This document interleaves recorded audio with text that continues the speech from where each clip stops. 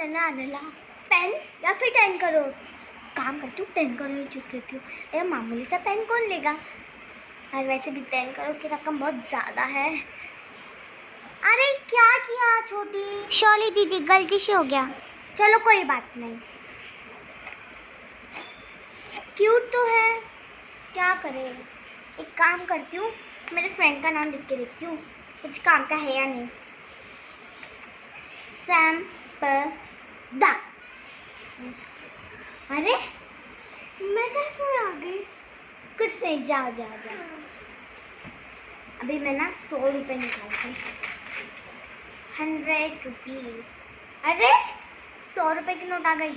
अच्छा ऐसे मैं कैंटीन से निकलूँगी। अभी क्या करूँ? अभी ना मेरे नेल्स देखो गाइस कितने ख़राब हो रखे हैं। अब ना मैं नेल्स मांगती हूँ, नेल्स। अरे ये देखो गाइस मेरे नेल्स।